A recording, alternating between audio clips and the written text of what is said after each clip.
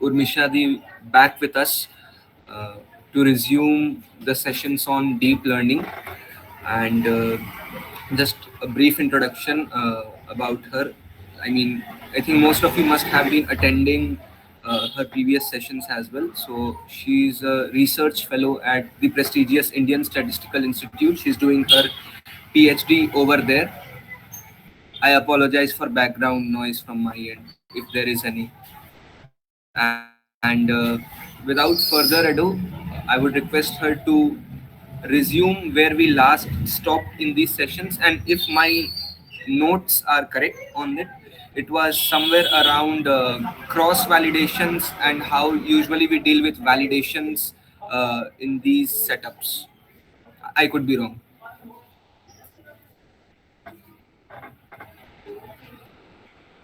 Urmishadi, I'll request you to take over from here if you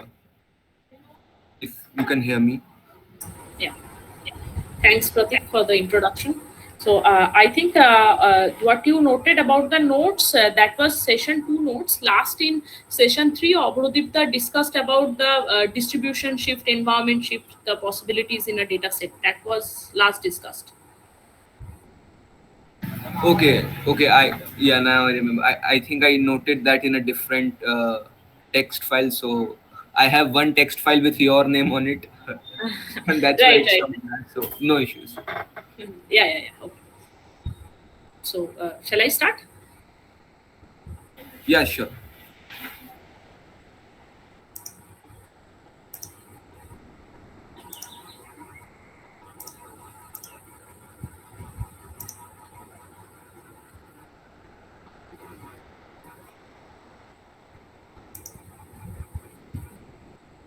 Is my screen visible? Yes, it is. Okay, right. So, if there is any internet use problem, please just unmute yourself and let me know, because I think my internet is a little unstable. The institute Wi-Fi is sometimes a little problematic. All right. So thank you all for joining today. Pratik has already given my introduction, so I won't waste my time doing that. So this is the fourth session for the deep learning series, and in the last three series, in first series we saw what varieties of problem one can solve using deep learning models, and then the general framework for deep learning models, like uh, there is a loss function, how there are different ways we can optimize it, use a stochastic gradient descent version for large data sets, and then we saw the architecture of neural network. And lastly, in session 1, we saw how we can represent simple models like linear regression or logistic regression in the neural network as simple neural networks. Then in session 2 and 3, Abhrodipta beautifully explained the details of multi-layer perceptron, which is a specific type of neural network. She covered it in very details with why and how the architecture is designed for MLP, like why we need activation functions. And additionally, she covered cross-validation, regularization of the parameters, how we fine-tune the hyperparameters, and also discuss some key points regarding what challenges can arise when we are using any deep learning model on real life data sets. There can be a distribution shift or environment shift. These things were covered. So in today's session, I won't be covering any new theory, but it will be a practical illustration of the contents that we have covered so far. The illustrations are in Python, and I am using the TensorFlow library for all the illustrations. There are alternatives like PyTorch and MXNet to uh, to build deep learning models. And in the book that we are following, you will see MXNet has been used, but if you check their online version, you will see that there are Python codes for all three libraries: MXNet, PyTorch, and TensorFlow. So today's session is actually a joint effort by me and Ayush. I am very thankful to Ayush Kundu for participating in this reading session and taking some time out from his busy schedule in IIT Kanpur to help me prepare this content.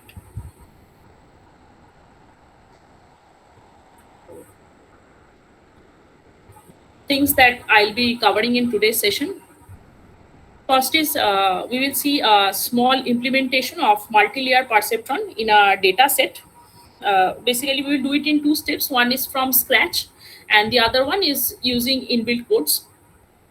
Next, we will look at some terminologies related to neural network, very basic terminologies. And mostly what we will be doing today is how we can customize an inbuilt neural network commands for our own usage. This is what we will be looking mostly. And we will conclude it with a small introduction to using GPU for parallel computing, how we can use GPU to speed up our deep learning computations on large data sets. So the dataset on which I'll be showing the implementation of multi-layer perceptron is an image dataset. It's the Cypher 10 data. So this dataset actually has colored images, and the task is we have to classify the colored images into one of the 10 classes. The classes are airplane, automobile, bird, cat, deer, so on. These are the categories. And so the input is images. These are 32 by 32 pixel images with 3 color channels. That means as each pixel we have 3 values corresponding to 3 colors: red, green, and blue. This is our training data, and corresponding to each input we have our output label, which is one of these 10 categories. And the split is 50,000 by 10,000, 50,000 images for training and 10,000 for testing. And here I have shown a small snippet of for the first 5 training images of the data set. Now, this data set is actually a toy data set that comes with the TensorFlow library. So there are actually a number of toy data sets, and the advantage is that they can be easily loaded in Python and can be used to just see how to learn any deep learning model. It could be a model, inbuilt model, or your own customized model. You can just check its performance using these toy data sets. So let's have a look at what data set are there inside this TensorFlow Keras datasets. So there are a number of datasets, and you have probably heard of this Boston housing dataset. It is widely used in regression purposes. So these are tabular data: Boston housing, California housing, then Cypher 10, Cypher 100, Fashion MNIST. These are image data. Fashion MNIST is the dataset that has been used in the book by the authors to illustrate their methods. Then there is IMDb Reuters. These data, they are textual data. So there are a number of data sets for different purposes which we can use them. Now we have already loaded the Cypher 10 data. So let's see what functionalities are there inside the Cypher 10 data set. As you can see, there is a load data method. So if we want to have a idea about the dataset description, we have to check. We have to check the help command. So there you will find the dataset description. See, this is a dataset of 50,000 32 by 32 training images, and test images 10,000. And here are the classes, 10 classes, their corresponding labels. And the return type is also given. If we use the code load data, how the output will be given, see, they will automatically split it into training and testing, and also the input and output, they will be separately given. So when we load the data, we just have to name our tensors where the data will be stored. That is also a major reason for using this toy dataset. We don't have to do the train and test split by ourselves. It is inbuilt in TensorFlow. So let's go back. Yeah. Now we have seen for classification, we can use a multi-layer perceptron with a number of hidden layers. Our most simple model is softmax regression. So for softmax regression, we know that the output has to be in a single, the input values has to be a single vector. So for image data, since we haven't done any advanced model yet, so we will be using the simple idea of flattening the image values into one single vector. So there are 32 by 32 pixel, and in each pixel 3 values. So in total 3072 values corresponding to each training image, and we flatten it into one vector. And that's going to be our input from a single image, and output will be one of the 10 categories. So output is 10 because in softmax regression it is not the hard assignment of a single category, but what we get is the probability that which category is more likely. So each category has a probability, and that is the soft assignment of categories. The model we already know. We model the logics of the output as the linear combination of some weight plus bias, of weight and the input values and bias. So corresponding to one observation, we will have a k vector of output, and that is given by O. I have written it as O W X B. So W is the weight matrix, which is k cross P. K I am using to denote the output size, and P the input size. And B is the bias vector. And if we write the same thing for all observations, then we will replace this X vector by successive vectors from each of the observations, x1 curl, x2 curl, xn curl, and similarly we will repeat the bias vector. So the output from the entire training data will be O Wx plus B. This is going to be a matrix of order k cross n, O, and W is k cross P. Yeah, Pratik.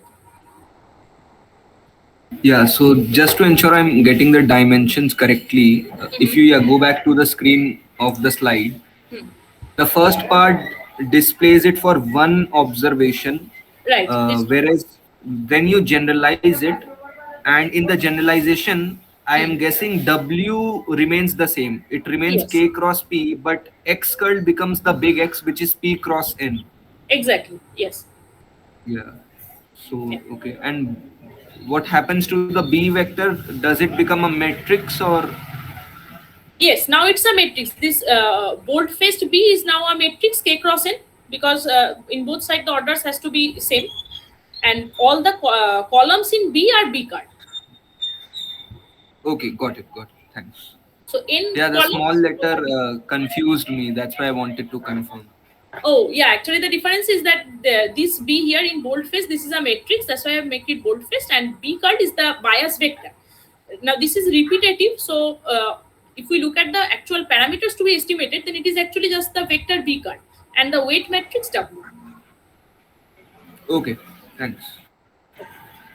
So this will give us the logics, and then we have to do a softmax operation of the OIs to find the PI, that is the actual output from the softmax regression. And so these are our parameters: the weight matrix W and bias vector B curl. And we can find this parameter by minimization of our cross entropy loss. We have covered it in the first session. So to do it from scratch, first of all, we need to define a weight matrix of order k cross P, that is 10 by 3072, and a bias vector that will be of order 10 by 1.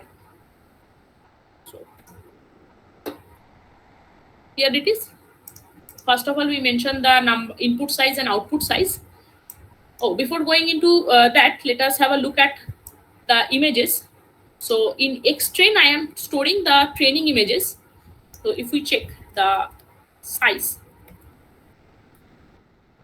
of the training images, then you will see there are 50,000, 32, 32, 3. The first dimension is determining number of images, and then the 3, the dimension of each image. So if we extract the first image, that means explicitly mention 0 in the first dimension, then we will have the first image and its size is 32, 32, 3, and we can plot it. Plotting by Matplotlib is easier. You just have to mention show. This is the plot. It's since the pixel is very coarse, so it's not going to be very, I mean, you won't be able to identify this is a frog by looking at it first time. And we can print the corresponding label. The first label, it is 6. Now here, if we look at the dataset description, then corresponding to 6, it is a frog. So that's actually a frog. We can just have a look at the label itself. It's frog. All right. And we can just plot all 5 images, the first 5 images, along with its label. And that's the diagram we saw in the presentation. This is exactly this diagram. Now coming back to the softmax regression operation. First of all, these images, they are in 3 dimension, so we want them to be a single flat vector, so we have to reshape the images. So we are calling the new variables as xtrain flat and xtest flat. And similarly, we also reshape the training labels, because they were in 2 dimension. I want them to be a single vector. All right, next we come up defining the weight matrix and the bias vector. So for the weight matrix, I'm just initializing the weights as uniform numbers between minus 0.01 and 0.01. I think someone Yeah, raised. yeah. Sorry to interrupt again. But by the way, it's fine. Like if I can ask questions in between so that I No, it's okay. follow it. Yeah, so I see that the flattened vectors are also scaled by 255. I know Oh, that right. normalization helps. I mean, here, what's the significance of 255? It is something to do with the pixels or anything like that. Right. Actually, the values that we have, these are actually for color channels, and they lie between 0 to 255, determining the intensity Okay. of each color. So we are dividing it by 255 and normalizing so that all values are between 0 and 1. Yeah. Okay. Thanks. Okay. Yeah, I should have mentioned that before. Thanks for asking. So as I proceed, so I just defined one weight vector. So its dimension will be k. Uh, yes, k cross p. And similarly, I define bias is in a single vector, so which is the k1, and I am calling them as variables so that its value can be automatically updated. That's why I'm calling them variables, and whenever I define any operation that involves these variables, it will be easier to compute the gradient. The Python can automatically compute the gradient for us.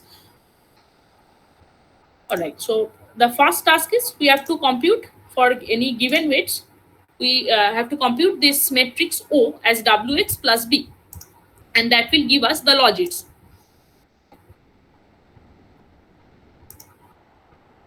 And that is basically we do a W. So W is weight, matrix multiplication of weight and X transpose. We have to do a transpose of this X train flat, because if we look at the size of X train flat,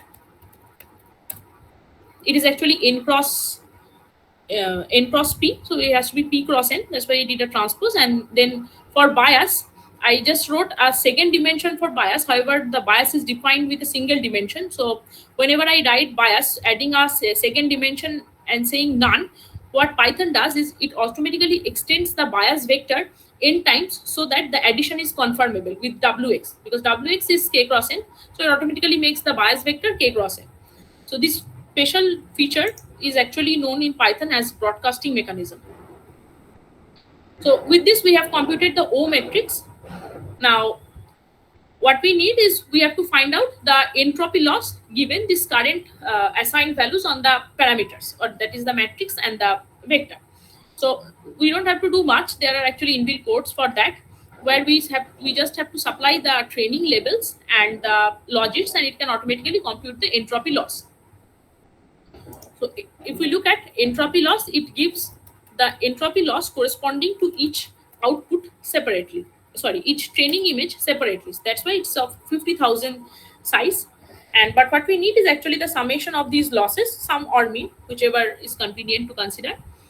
So the loss is actually I've considered mean, the mean cross entropy loss, which is 2.30, given the current assignment of the values to the parameters. Now we call the gradient tape command, where we define these operations. And once we define these operations as gradient tape, we can actually, since this weight and bias, they were variables, so Python automatically detects that this is the function operation we have to do, and weight and bias are the variables. So we just have to mention gradient and the current values of the weight and gradient that will give us the gradient of the loss function with respect to the parameters.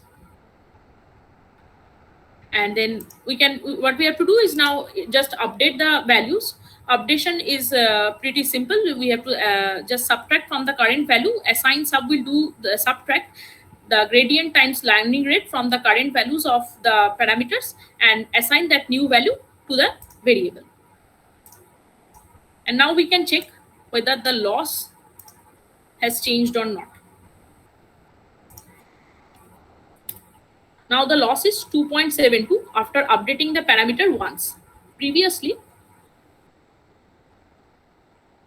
the loss was 2.30. After updation, it is 2.27.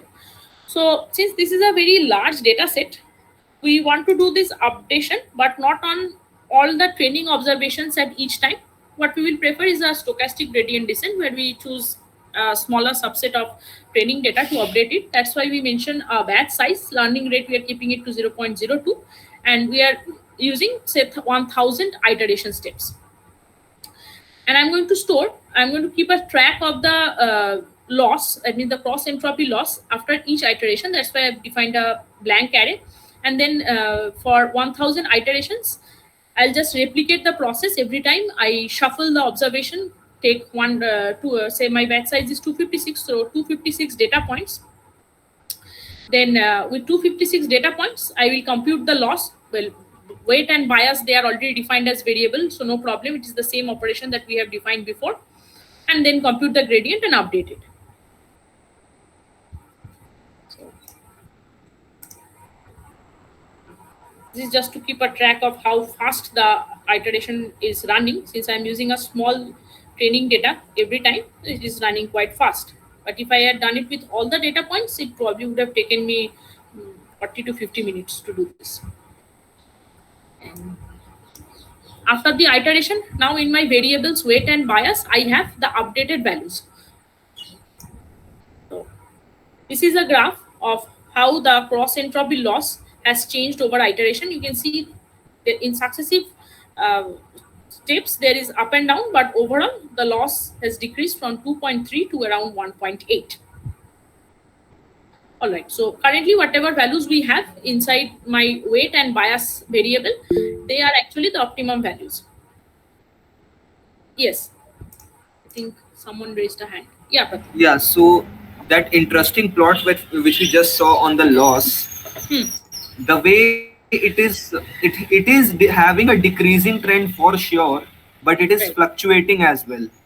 Right. So I'm trying to understand the fluctuation is an attribute of the stochasticity involved, as in we are just taking 256 random observations each time. That's why it's fluctuating iterate in successive values, but there is a overall decreasing trend as well. Right, you are absolutely right. Because see, when we are updating it based on a small training data, but when we are evaluating it on the entire training data, it could be that that updation was not in the correct direction. So we might see the loss to be increasing.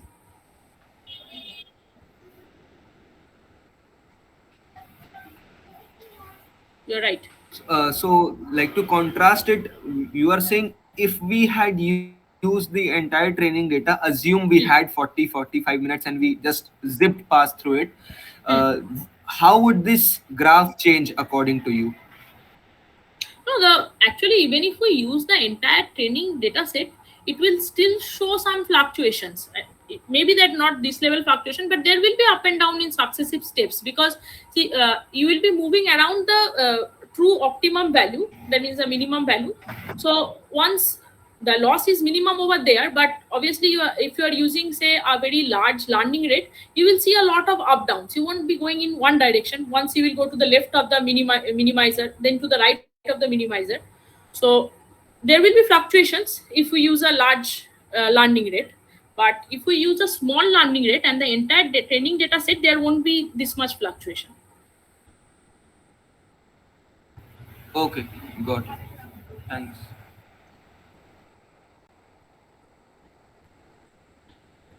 So we have our parameters updated. Now we can just check in our testing data how it performs. So the checking can be through cross entropy loss, or even a more informative way to check is by a hard assignment of class, and then we can check the accuracy.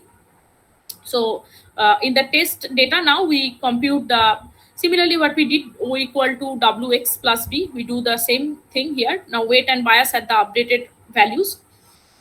So we compute the logit. and from there we can compute the accuracy, and we see that the accuracy is 0.3557. This is the accuracy. As you might be a little disappointed regarding the accuracy, and so was I. But later, after researching, I realized why the accuracy is so low. Because see, this is essentially a image data, and I am flattening it, which means I'm reducing a lot of information. I'm not using the spatial information, that there can be some association between the adjacent pixels. So a lot of information is lost when I'm flattening it, and I'm using a very simpler model. That's why the accuracy is low. As we will be proceeding and learning some new, more complex models, we will see that we can do even better for this image classification problem. Okay. Oh, and similarly, we can also evaluate the accuracy at the training data set. It is same, just that we have to replace the test data with the training data. We do that. Then the test accuracy, sorry, this is training accuracy. It is a little higher than the accuracy in the test set, and that is 0.36. As you can see, this was implementation from scratch, and it involves a lot of coding. However, the ideology is simple. Whatever I showed you first, how we compute the loss, we use the same thing inside the stochastic gradient descent. But when we use multi-layer perceptrons and there are hidden layers inside, of course, we won't be having just one weight matrix and one bias vector. There will be a lot of parameters, and designing it from the scratch will be very difficult. That's why we can use inbuilt code to for easy implementation. So for that, I am also using the TensorFlow library in this case. So for TensorFlow library, to define any neural network architecture, we have to import the layers and models from TensorFlow Keras, and then models.sequential is the method for neural network architecture. It changes, I think, for MXNet or PyTorch, it is NN. That's the method inside the models. So we first have to define a blank model where we mention what is the input layer size, whether we have any hidden layers. We don't have any hidden layers for softmax regression, so just the input layer, its size, and then the output layer, its size. First, we define a blank model, and then we define some functionalities, how our model will be learning from the data set. So a few more details, like what optimizer we will be using. Say, for example, here I'm using a stochastic gradient descent, learning rate at 0.02. Loss is cross entropy loss, and for evaluation, I want to use the accuracy as the metric for evaluation. So I just have to mention these things. Compilation is important. Without compilation, it won't run. Next is same thing. I'm loading the data set, everything. So once we have defined the blank model, all we need to do is fit the model by supplying the training input and the training output labels, and it will be done in no time. Now, there are two more things here. The batch size defines the training data size that I am using for stochastic gradient descent, and this epoch actually defines the number of times my gradient descent algorithm will go through the entire training data set. That means, suppose since I am using 256 data points, I have to approximately I have to run 50,000 by 256, which is around 196 times, so that all training data points are used at least once. That's why at each epoch, so of course we want to ensure that because if we don't do that, then there will be some training data points which will never be used in the training purpose, and that's not fair. So I'm mentioning epoch as 20. That means I want the my iteration to my gradient descent algorithm to go through the entire training data set 20 times. And you can see at each epoch there are actually 196 values. That's why. So in each epoch there are 196 iteration steps, and I can track the. Last time I was tracking the loss separately.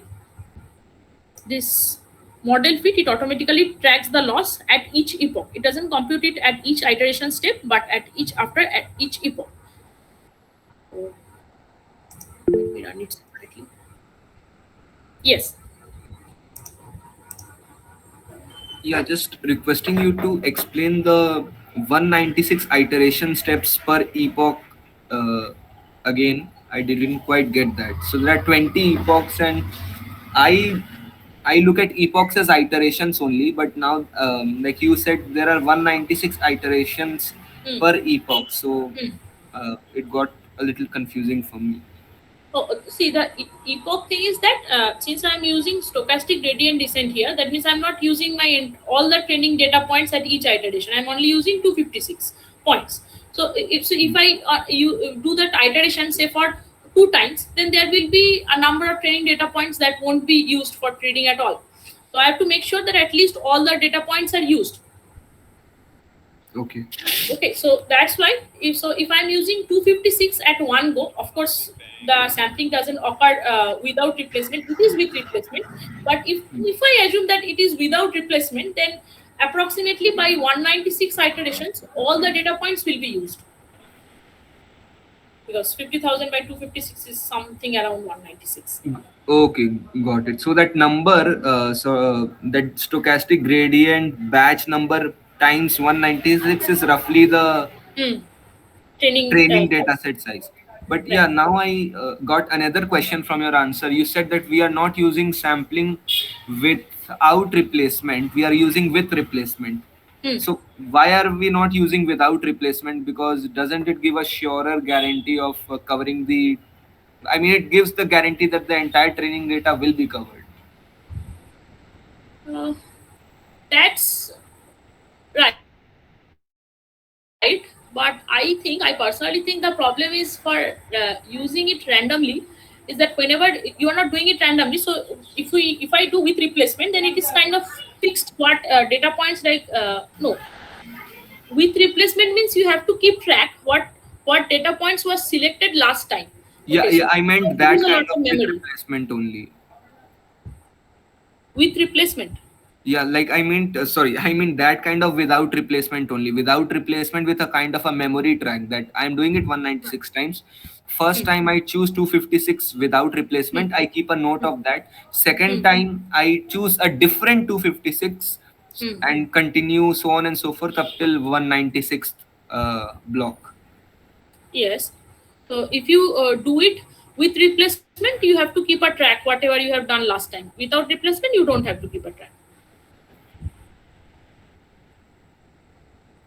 Oh, sorry. I think I reversed it.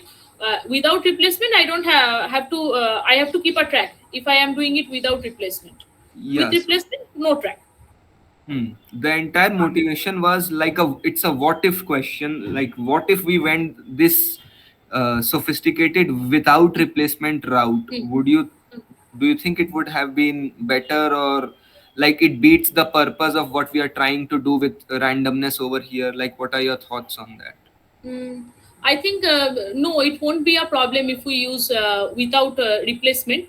But if our computation allows, we have enough memory to do that. Then I think using without replacement makes sense, because the entire training data set will be used. Okay, thanks.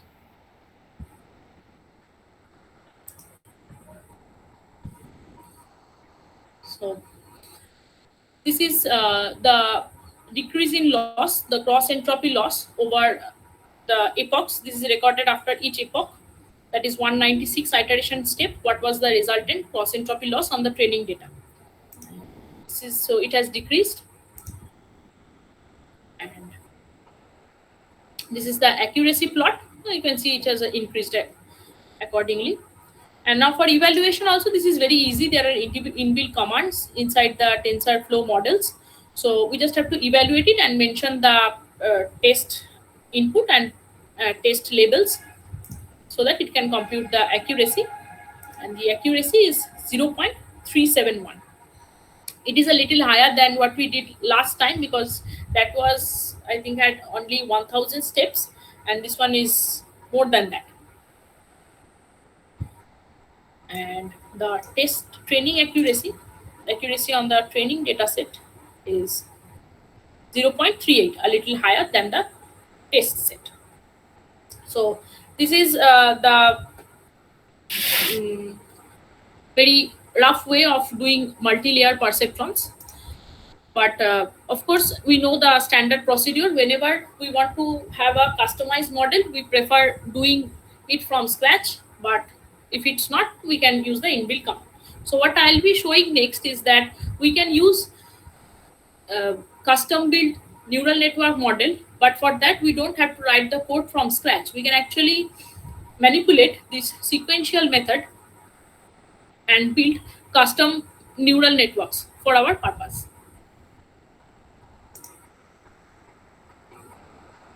To do that, there is one important. Okay, before I go, are there any questions?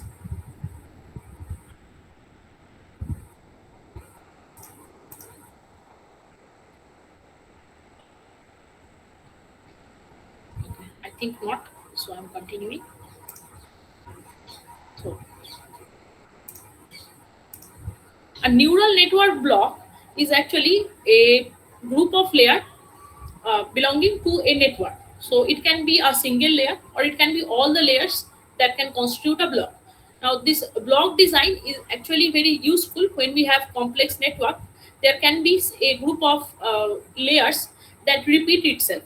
So if we have to define them individually, then it can be time taking. So instead we can just aggregate them inside a block and use them whenever we need them. That's why blocks are important in neural network architecture.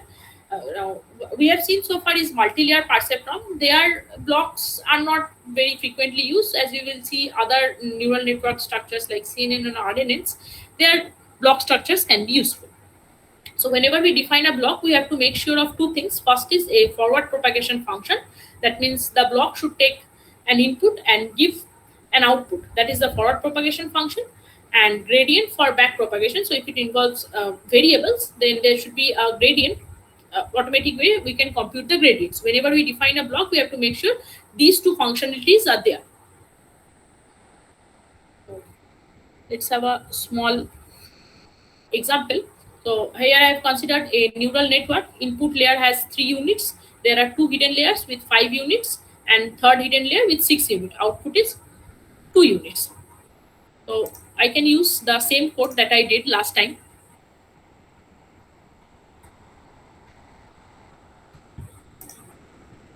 The models.sequential, I can use this to define the neural network architecture. But here I have to mention the layers separately.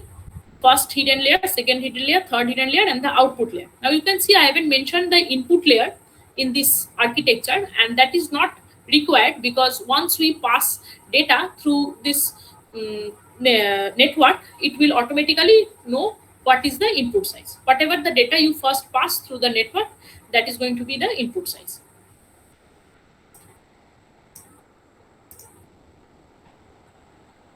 Right. Now, this is how we can explicitly define it. But what if I want a class, so that I just have to mention that class and that is the architecture. I don't have to mention the layers individually every time. I will just call that class and it will know this is going to be the exact architecture. 3 hidden layers and the output layer will have 2 units. To do that, what we can do is we can define a class of our own. But of course, you know that the sequential method, it has a number of commands within itself. So if we run models.sequential, you will see there are a number of methods inside sequential. Actually, these methods are common to all the TensorFlow models, deep learning models that comes with the under the TensorFlow models. So the class that I defined, I want that it should have all these functionalities that a deep learning model has. So I define the class under the TensorFlow Keras model. So it will have all the functionalities. And what I want is I just want to tweak a few functionality so that it serves my purpose. So whatever there, we define 2 methods separately. One is init. So init, we make changes. In this init method, we make changes to define the architecture that we want. And in the call method, we make changes so that the forward propagation is properly defined. So in this init method, you can see inside the sequential method there is also init.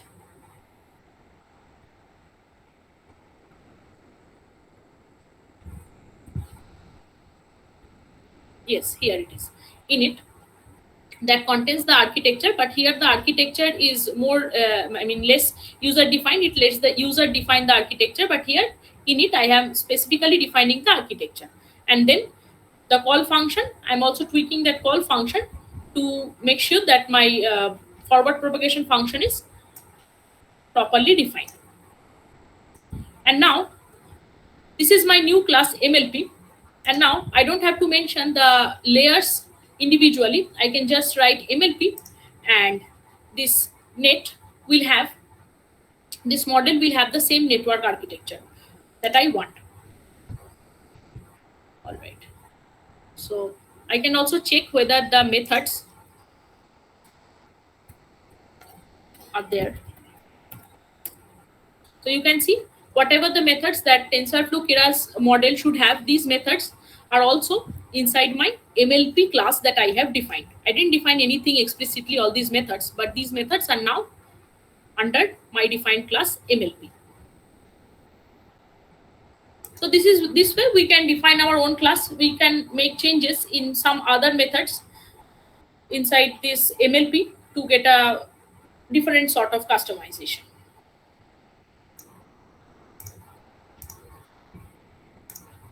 All right.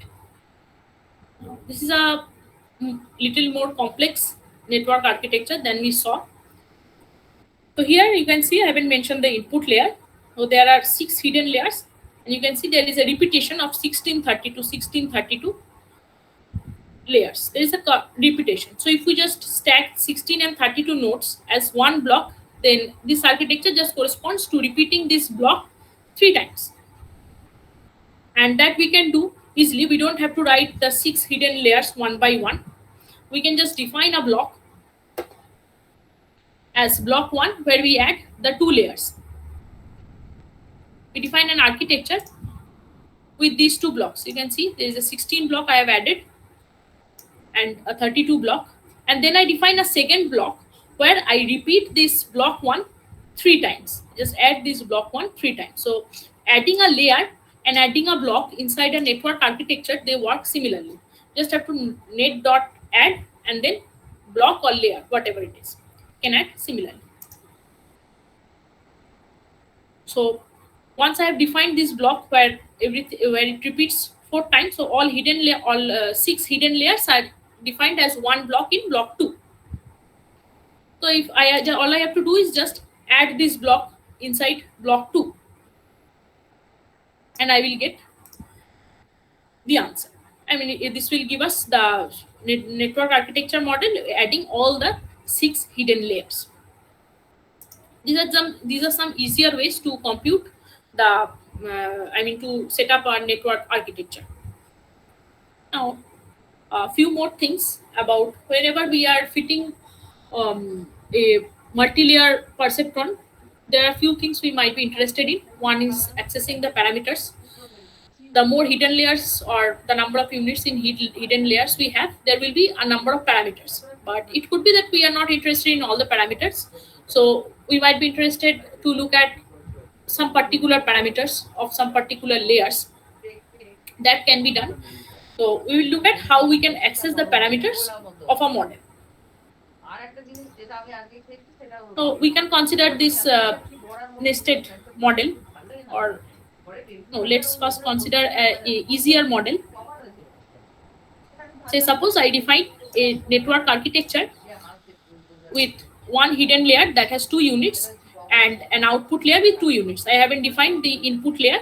I'll pass a 1/4 data to determine that my input size is 4. And when I write net text, this actually gives us the final output from the forward propagation, starting from the input layer till the last layer. And there are 2 inputs because my 2 output because my output size is 2. So if I want to access all the weights, I just have to write net dot get weights, and this will give us all the weights Now, this was a very small network architecture, so all weights can be clearly identified. So in first hidden layer, there are two units. So, and the inputs are coming out to the inputs. There are four sized inputs are coming. So if we look at the weight matrix, at each unit we will have four weights. So there are two units. That's why it's a 4 by 2 matrix of weight matrix, and plus bias vector, two units. So a two sized bias vector. Then in the output layer, there are two inputs flowing from the previous hidden layer. That's why there are two outputs. So it's a 2 by 2 weight matrix, and then a two dimensional bias vector.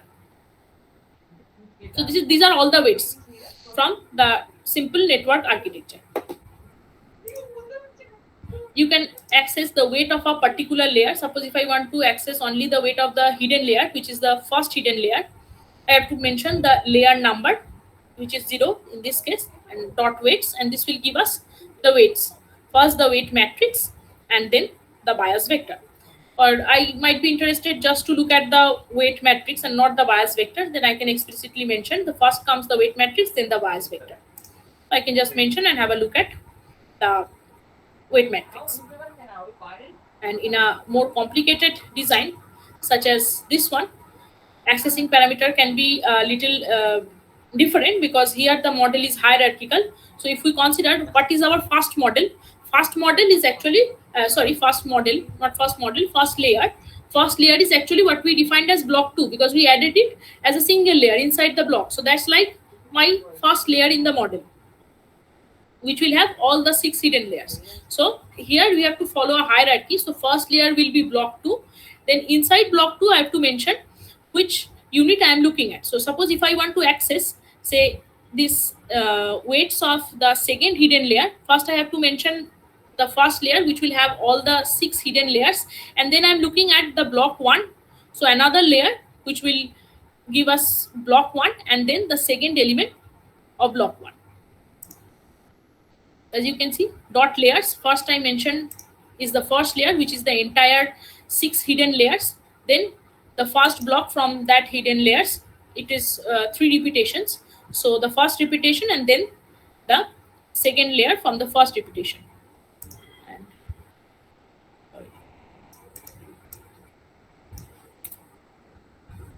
and this shall give us the weights. It's actually a very large weight vector, because see, its input size was 16. So it will be, I think, 16 by 32, because last input from the previous layer is 16. We can check the shape of the weight matrix. It is 16 by 32. All right. There is another thing that we can do, is initialization of the parameters. For initialization of the parameters, there is a default initialization. Whenever we are starting to train a model, it will assign some initial values to the parameters, and they are actually uniform weights between minus 0.07 to 0.07. This is default. Now we can customize it, and in last session we have seen a number of ways one can initialize the parameters, and even if we have some domain knowledge, in that case also we will prefer different initialization than the default one. So for initializing the parameters, yes. Yeah, you're probably going to cover it, but this issue of custom initialization, is there a thumb rule that for certain setups, say certain random distributions for initialization work better than others? Maybe in some situations, normal works better than uniform or something like that. Is there a thumb rule like that, or is it very project specific based thing? It is actually project based, not a thumb rule. Oh, okay. As I was saying, like if you have some domain knowledge, you know that the parameters should be around this value, so you can start around that value. So there are common choices like Savior initialization, or key initialization. So, but to do that, suppose we consider again that same neural network that we did last time, say uh, three hidden layers, 5 unit, 5 unit, and 6 unit.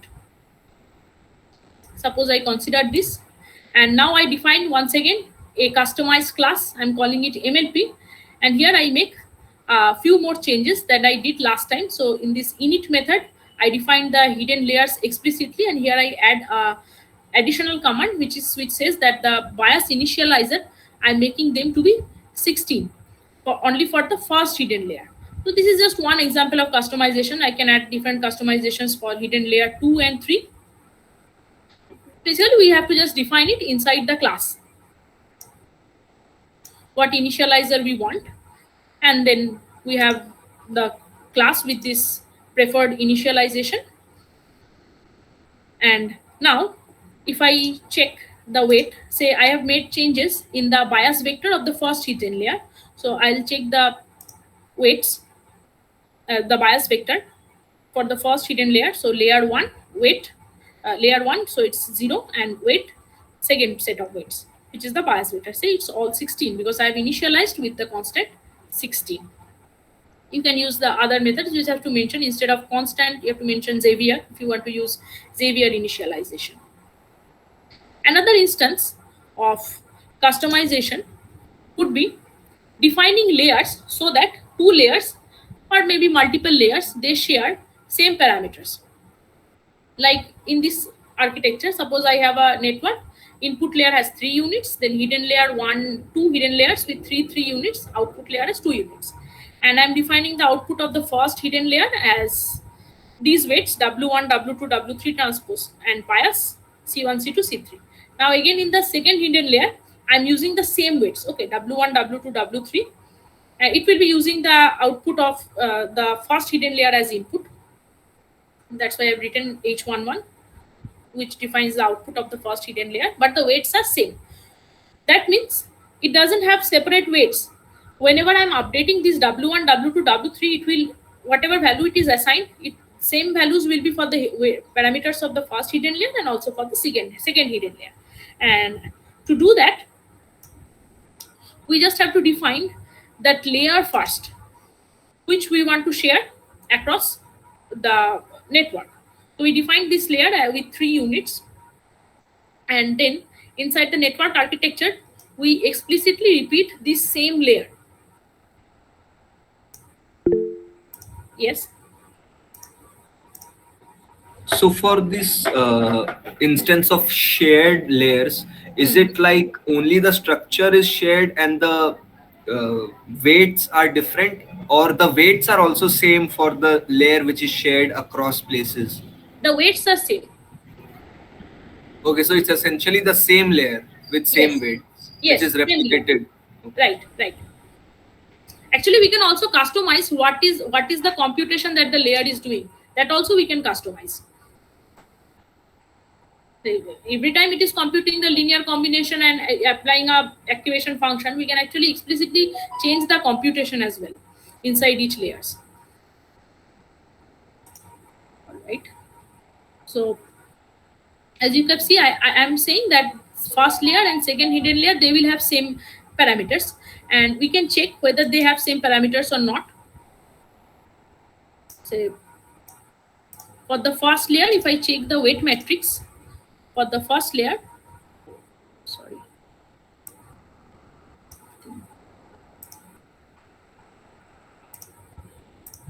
this is the weight matrix of the first layer, and this is the weight matrix of the second layer. You can see these weights are actually same even after initialization because they are using the same weights for both the layers. All right, so these are some examples of customization, but of course what customization will be required will depend on your purpose, and there are a number of ways, but this is the overall structure that we define our class, and inside it we tweak some of the methods which we need to do our customization. And lastly, I want to show that once we have trained a model, we might be interested to save it parameters for future usage. To do that, that is also easy. So For that, I'll just show the implementation in the Cypher 10 dataset that we did previously. একদম গড়িয়াহাট বাজারে যেখানেই যাচ্ছি blouse কিনতে যাচ্ছি গিয়ে পেছনে দাঁড়িয়ে দেখি কিন্তু একদম না পরিষ্কার যেরকম মহিলা যেরকম সেটা আমি দেখতে মানে সে তো মহিলা হয়ে ঘুরেছে হ্যাঁ হ্যাঁ সে তো মহিলা হয়ে ঘুরেছে হ্যাঁ বেশ সুন্দর চেহারা লাস্ট টাইম যখন বুঝতে পেলাম আমি অন্তত ব্লাউজ কিনতে একটা লাগছিল যেন পাশে এসে দাঁড়াচ্ছে মানে যেরকম ধর আমার সঙ্গে যদি Right. So we have defined the model, neural network model as model. Now this neural network model, which I have named as model, it has the parameter values and I want to store them. First, we can check the weights, model weights. So first is the weight matrix, PhD স্কলারের award পেয়েছে and it is here the output is given in the P cross K format, the weight matrix, and I want to save these weights, বাবা এখানে জমি বিক্রি করে ফল লেগে all the weights actually. So all I have to do is just write save weights. This will save the weights, and next time if I want to use I want to build a network architecture similar to this one, but I don't want to train it on the dataset and directly use this particular weight values. So I have to define a similar model with the same network architecture and then just load the weights from the saved ones. So now whatever I have defined as model 1, first I defined a clone model and then I just loaded the weights from the saved model. Now we can actually check the accuracy. And if you check the accuracy of model 1, it is around 0.35. It is the same with the previously defined model. This is for the training accuracy. Test accuracy will be 0.35. So this is more or less some different ways of doing customization with neural network, and mostly in multi-layer perceptrons this is not very much required, but whenever we are building new deep learning models, this kind of customizations are very essential. And lastly, one more thing I'd like to mention is that, as you can see, multi-layer perceptrons computations can be very much time taking. I have to use a 256 batch size to reduce the computation time, but computation can be done with a smaller amount of time if we use GPU. So graphics processing units are specialized hardware to perform large computations, and graphics processing unit is particularly useful when we have to do computations parallelly. Like, see, for CPU what happens, it does all the computation sequentially. Suppose we have a multi-layer perceptron and there is one hidden layer with 1000 units. So when we are doing forward propagation, what CPU will do, it will compute the forward propagation one by one for all the units. But see, we don't need it sequentially because the input of the first unit won't be required in the second unit. We can do it parallelly if we have the option, and in these instances using the GPUs can be beneficial. But GPUs, I think inbuilt GPUs are only available in high graphics gaming laptops. Like my laptop, it doesn't have a GPU, but some gaming laptops, it has graphics card, and and it also supports CUDA for using the GPU in Python for deep learning computation. So since I don't have GPU in my system, I'll show a very small illustration using Google Colab.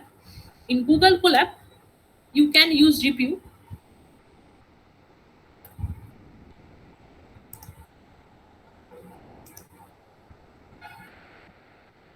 And that can speed up your process of computation.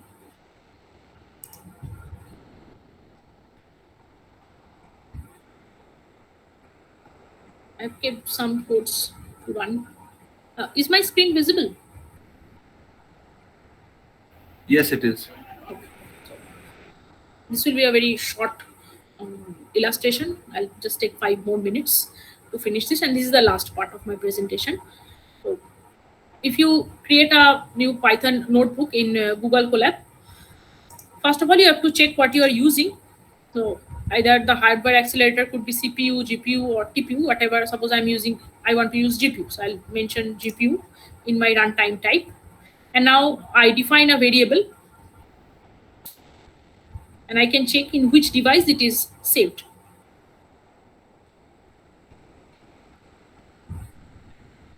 This might take a little more time.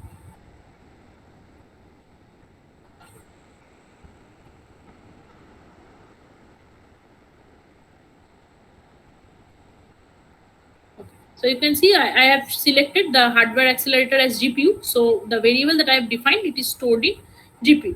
If I change the runtime type here to CPU,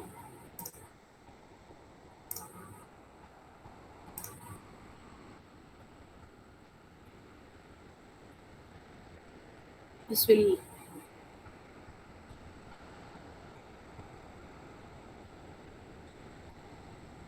it will go to CPU. All right, now let's change the runtime type because I want to show the illustration in GPU. I also saw there was a TPU over there. So what's a TPU? TPU is actually specifically for tensor computation. See, so the arrays and vectors, they are in Python mostly known as tensors. So for tensor computation, like matrix multiplication of two very large matrices, this TPU is very useful. It can do it faster. Okay. Okay. So now with Google Colab, the free version, you will get only one GPU for usage. So there is no scope of parallel computing. But if you want to use multiple GPUs, there are actually cloud platforms like AWS. Of course, you have to pay for it if you want to use multiple GPUs. So there is one GPU available for use on the free version in Google Colab. And we can actually use the GPU and CPU at the same time. We just have to mention which device I want to use. Say I want to use GPU to store this variable X, and I want to use CPU to store the variable A. So you can see the device where X is stored is GPU and A is stored in CPU. And we can actually transfer variables as well between one device to another. So A was in CPU to do an addition of tensors. We transfer it to GPU, A to GPU, and then to an addition. Now, using GPU can be time saving as it can do fast computations and it does parallel computation. So here is a small examples where I will show that the time change between using GPU or CPU. So for this one, I'm using RStudio. So suppose I have two matrices of 2000 by 2000 order, and I want to do a matrix multiplication, A and B, these two matrices, and I want to multiply them. So if I do it in RStudio, this is going to take some time.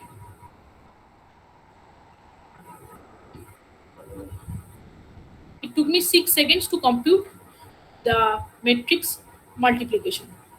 But if I do it in Google Colab,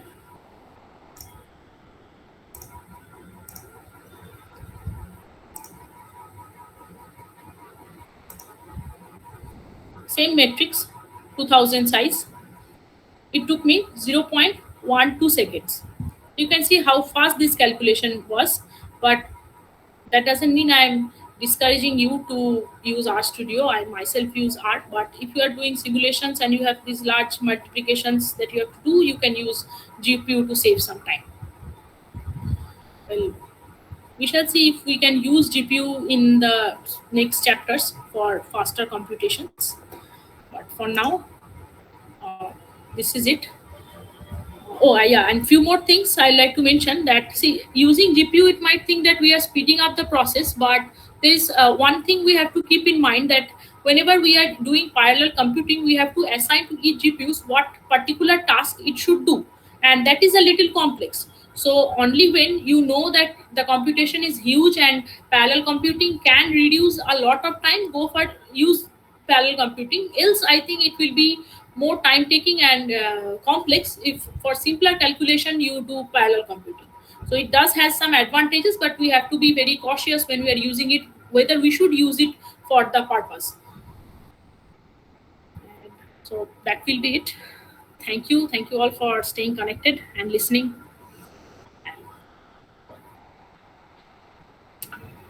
Any Yeah, no, question? no. Thank, like, people can ask questions, but I would again express gratitude to you for this session. This was a very thorough, practical implementation of the concepts that we had discussed in earlier session, and moreover, I am even more grateful for the continuous interruptions by me that you were addressing, and it was helping me get a complete grasp of things on my end as well. So it has been quite engaging and educational for me, and I'm sure for others as well. Thank you, Pratik, for the comments. And if you have any suggestions for the next sessions, like if any part you felt could have done it better, let me know.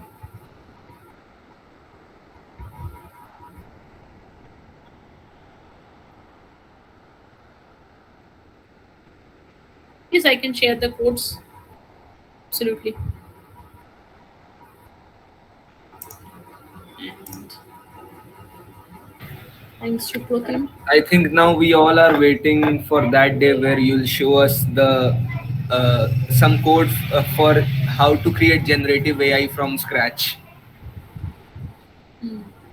Right. Let's see if we can go to that level. There is one chapter on, I think, generative adversarial networks. So let's see.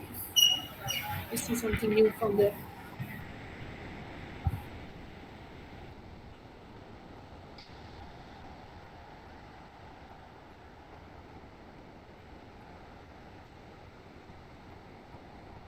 All right. So, shall we conclude this session? Yeah, I think we can. Everybody over here is anyway in the stats up WhatsApp group, so anything required, people can just chat in the group itself. Once again, thank you. Thank you. Thank you so much. Take care, everybody. Until the next time.